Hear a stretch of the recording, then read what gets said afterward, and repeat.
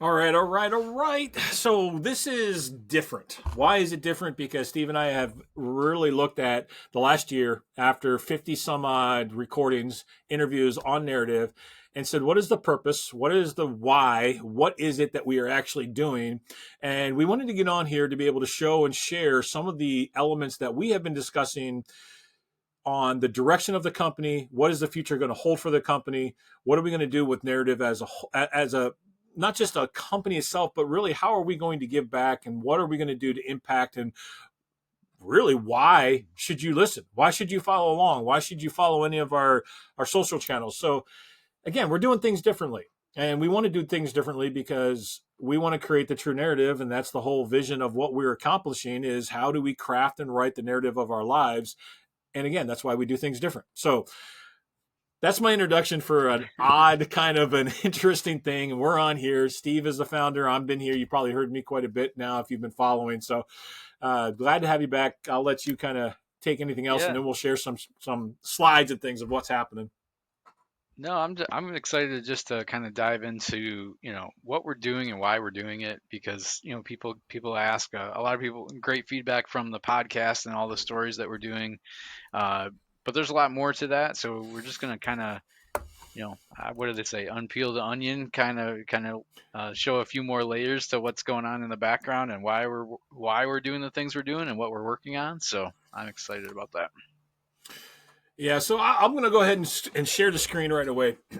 And then that way we can kind of jump into this. But we have one main slide here. But I think we really need to answer this question. And you and I have talked quite a bit about this is why? Why is it we are doing narrative? Why does it even matter? Why are we spending energy, time, effort, money? Why are we doing that? And I'd like to give you the chance first, Steve, to be able to talk towards that because we've expressed this between us, but I don't know that we've ever sat down and recorded or actually put that out in the world of here is exactly why this is so powerful. Yeah, I mean, I think we know instinctively that everyone wants to own and be the author of their own story, but not too many people feel like they have that control with the different factors that are going on in our world, the society, family, work responsibilities, all of those things. So, reality doesn't often match up to the expectations of being able to, craft and um, be the author of your own story, right? And so I've recognized a disconnect where a lot of people want to be proactive. They want to really dive in and be proactive about how they go about life and telling their story and navigating all of these things, but it feels like there's so many other pressures and other things that are weighing down on them. Yeah, and man, it's interesting the amount of conversations, and some of them are recording. Some of them are just individuals that call me up and say, hey, just this last week, I had a guy call me and said, I hate my job. I hate living in the way that I'm living, right? I've had other calls like that throughout the months prior. I just don't understand why I'm stuck in this position. I don't understand why the world is treating me like this. I don't understand why I keep getting sick. I don't like, there's so many questions that people have where they don't understand why they are in the position that they're in. And I kind of need to say, like, there's this little caveat on the side that, yeah, there are some things that happen to us that are beyond our control. But on the other Yeah. side of it, there's many times in our lives that there are things that happen to us because we have chosen to live by a narrative that may not be ours. And often when we're in that narrative that's not ours, and let me go ahead and flip to this other slide because I think this other slide is going to be really, really key. When we look at how a true narrative is built, we build it off of the foundation. The left hand side, I think, is what everybody's looking at, the green up to the blue versus the yellow down to the red. But the individual is the base of that story. And when we finally take a look and see how we were created and how the passions and the talents and the skills and all of those things come together, and we start to critically analyze the actions and the things that are going on in our life, we have the ability to say, well, not sure why I've been doing this for all my life because that is not what I think. It's not what I love. It's not how I feel. I'm just working in this job because I feel like that's what my parents did. That's what society's telling me I have to do. I hate every minute of this job, but I feel like that's the only way that it is left for me to go. And I can speak from this in my own personal life too, because I was told all my life the way that you get ahead, the way, and Steve, I think you even mentioned this when we did your interview too. It's like the way that you get ahead is you have to go get a full-time job with a corporation. Then you're going to have your golden parachute. You're going to have your retirement. You're going to have all of that kind of stuff going on. That's what society was telling much of the community, telling much of the companies, and even some of the family pressure, as you can see on the right-hand side. It's all coming down in that kind of a narrative. And the reality is, for me personally, I'm like, that's not how I operate. That's not my core. I'm not passionate about that. Some are, but that's not me. And so the discovery of who I am gives me the ability to be able to say, okay, yeah, this is my foundation. So I guess that's a long-winded introduction to the why, is to truly come alongside individuals that are having those questions, having those doubts. And then ultimately what it does is it leads towards this questioning of, am I valuable as an individual?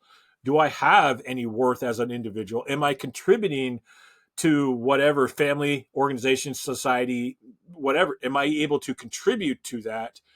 And why am I able to contribute to that? Because when you start questioning all of those things, you got to come back to some kind of a foundation. You got to come back to some kind of what we would call objective truth. And that gives us the foundation off of which we can then write our story. Yeah, I 100% agree. And maybe it's a good exercise just to walk through this false narrative diagram first, because I truly think that's where 95% of the people are at. I mean, if you don't dive into this and actually be purposeful about uh, crafting your true narrative and working on yourself as the base of that triangle, I think most people are in that false narrative, uh, and they're the same levels of, you got society, community, organization, family, and the individual, same levels on each of those.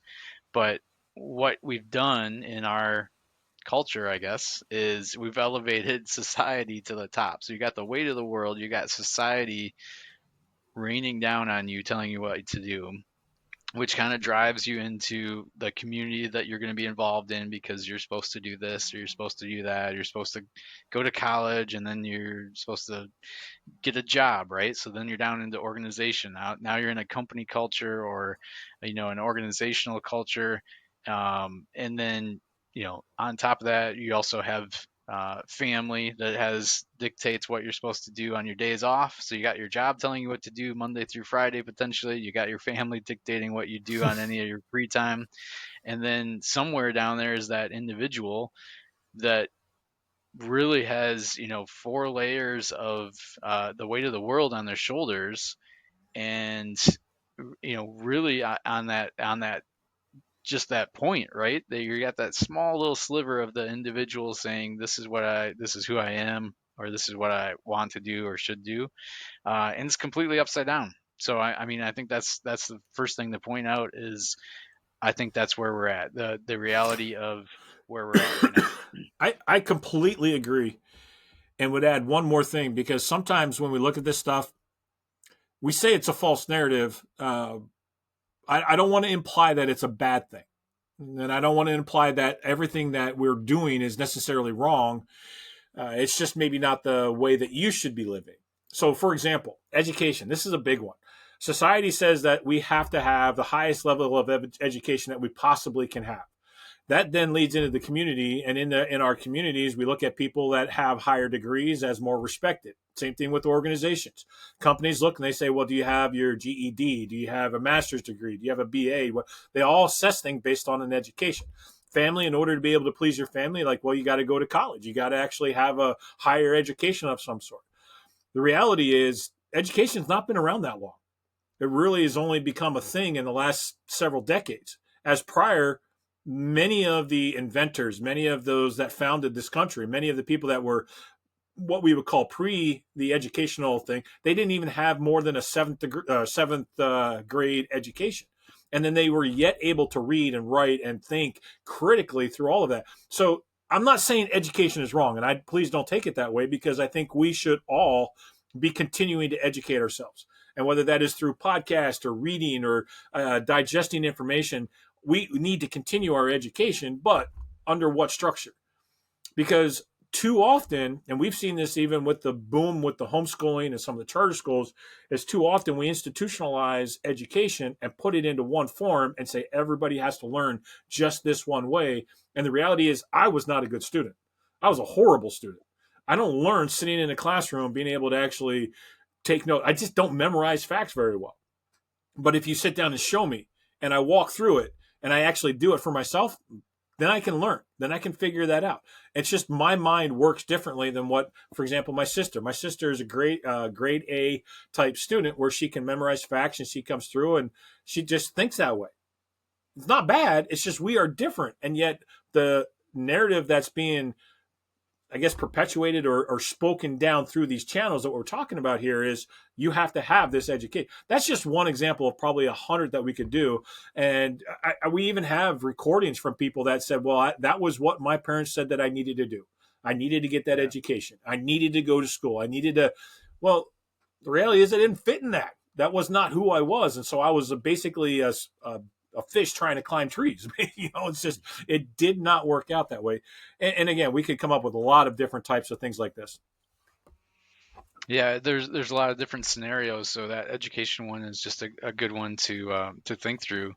I think when you look at that from the true narrative, if you've built that foundation of the individual knowing, uh, kind of seeking out and understanding what are their gifts, what are their talents, what do they like to do, what do they want, what are their goals, what do they want, how do they want to impact the world. Everything on that true narrative is basically impacting on an upward trajectory your family, the organization you're working with, the community, and society. Like that's the impact and the influence that you can have when it's built on the individual itself first, knowing, Yep. basically doing that hard work to figure out what am I good at? What do I want my story to be? And then how do I go contribute to all of these things instead of the other way around where you've got the society, community, organization telling the individual what to do. It's this fundamental thing of the responsibility, individual responsibility for your narrative. Um, and if you don't have it, that's why, one, there's a lot of pain, I think, for individuals that are living in this false narrative. But also, if you look at how we, the state of our society, the state of our communities and organizations, it's because we have the whole thing upside down. It would be my Yeah. uh, my claim. No, I agree. Again, everything. I think we're in the same pattern here too. But not only is there a lot of pain, there's a lot of confusion, and you add that Yeah. pain and confusion together, and you got absolute chaos. The key in this is we go through life blindly accepting whatever narrative that has been considered common. What I mean by that is we basically get comfortable in a box and we just blindly accept the way things are. And my mind goes back to immediately, and this is an old story, and many people have heard this and replayed this story, but you have the grandmother that cut the ends off the ham, and then the mom cuts the ends off the hams, and then the daughter cuts the ends off the hams, and the daughter goes back to the mom. Why did we cut the ends off the hams? I don't know. My mom did that. And grandma goes back, and then it goes back to the great grandma. Why'd you cut the ends off the ham? Well, it's because I didn't have a pan big enough to actually fit the ham in it. That was the only reason. Right. And there was no logical, I mean, that's just it's been played out, but that is, we actually just did a recording with Gary about the fact that he blindly accepted the idea that you have to social drink when you go to an event. Never thought about it. In fact, one of his good friends, the individuals that he's working with as far as a mentor, did not do that. And he even admitted himself, he's like, I kind of thought he was a little weird. I thought he was a little off because he didn't socially drink when we were at an event or at a conference, because that's just what you're supposed to do. You're supposed to be able to be that with everybody else. And then he started assessing it and started looking at it from an analytical standpoint and said, no, you know what? How is this actually impacting my family? How's it impacting my health? Physically, am I feeling worse now than I was before? So why is it socially acceptable just to drink at events? Why is it okay to drink at a conference? It's ruining my life. why am I doing that? And it wasn't even didn't have anything to do with AA or any kind of alcoholic type abuse situation. It was just a decision from him. I am choosing to be more healthy. The only way you make that kind of a decision is by understanding how solid your ground is, how you were created, right? And that's like you just said, taking accountability and making a choice for your own individual life, and then crafting and writing that narrative. So here's the kind of the whole tipping point of that, because that's obviously what we're dealing with here, is the more that we are able to understand our core foundation, the less that we are going to be swayed by all of these. And so, as you can kind of see on the right hand side there, is if you're trying to listen to every little thing that's coming along, whatever is going to be most socially acceptable at that time, that's where you're going to lean towards. You're going to lean back and forth to all these different things that are going on, rather than being able to critically look at and say, is this true or is this false? Is what somebody's telling me true or false? And when we can get to that level, it increases our EQ, the emotional intelligence. It increases our emotional maturity to the point where we're able to now, okay, I am going to influence my family. I'm going to break some of those things that are going on. They may be negative, or they may just be done out of ignorance. I'm going to change that in my next family generation. We can then say that in our organizations. Maybe you've got a bad company culture. Maybe there's a lot of unhealthy, toxic type things going on. You can be the change in your company. And there's lots of books that we can recommend if you want to know about that. You can definitely do that. Community, same thing. And then that allows us to be able to influence our society for the better, making better decisions, and being more solid together within our society. Yeah, not to take this political because I'm not really wanting to use this, but if you look at that false narrative on that upside down triangle, if society is leaning a little bit left or a little bit right, or your organization is, the company you're working for is kind of in turmoil, and that's kind of, if you picture that weighing left or right on this thing, it's tipping you sideways. It's like kind of wrecking your life. It's throwing your life into chaos as that individual on the bottom rung of that diagram. If you're on the true narrative and you've got your base built and you've got your own individual narrative established, those things when they weigh left or right don't move your foundation. Like you're still the same. So there's a lot more stability. There's a lot more room for growth. There's a lot more endurance, persistence in times of trouble. I would say when all these other things are in chaos, if you own your own individual responsibility. I would say it comes down to this component, and very, very many, a lot of individuals live by the false narrative of, if I'm going to make that decision based off my feelings. And so often we hear somebody say something of, well, I don't feel like, or I don't really want to, or whatever. There's a lot of things that going on. And I mean, you can just basically open up social media and you can probably find something somewhere. Somebody said something, well, I don't feel like getting up today. I don't feel like going to work today. I don't feel like, whatever it is, you put in that part of it. Instead, that's how they live.